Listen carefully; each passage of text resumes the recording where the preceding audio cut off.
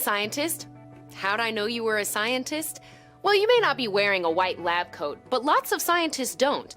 I know you are a scientist because you ask meaningful questions, and that's exactly what scientists do. Scientists wonder why things happen in the natural world, and then try to find out more. Have you ever wondered why certain things happen? You can use the scientific inquiry process to learn more about the natural world. The scientific inquiry process is a step-by-step method that scientists use to gather information about the world around us. When scientists follow this process, they work through steps that require them to ask, predict, investigate, observe, and explain. The first step in the scientific inquiry process is ask. When you ask a question, it's important to develop the question in a way that makes it testable.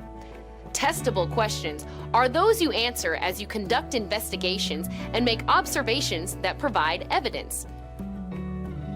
A testable question should focus on the natural world, such as an object, organism, or event. It focuses on the scientific concept rather than your personal opinion or feelings. It can be answered through experiments or observations, and guides you to use the evidence and data you've gathered from the investigation to explain your findings. Once you've developed a testable question, you're ready to make a prediction. In the predict stage of the scientific inquiry process, you use your past experiences to suggest an answer to your question and explain your thinking. The next step is to investigate. It's time to set up your experiment to test your question. You need to consider what materials you should use and how you'll measure and collect data. In the observe step of the scientific inquiry process, you conduct your investigation, make observations about what's happening in your experiment, and record or document your findings.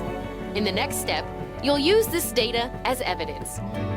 The last step of the scientific inquiry process is explain. This is when you share what you've learned.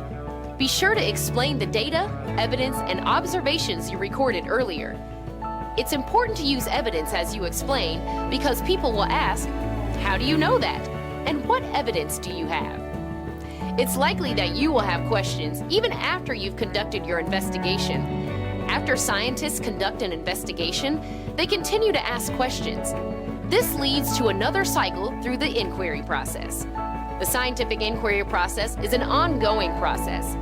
Sometimes you need to go back to the previous step before you move on. This process is a step-by-step way to learn more about something you're curious about.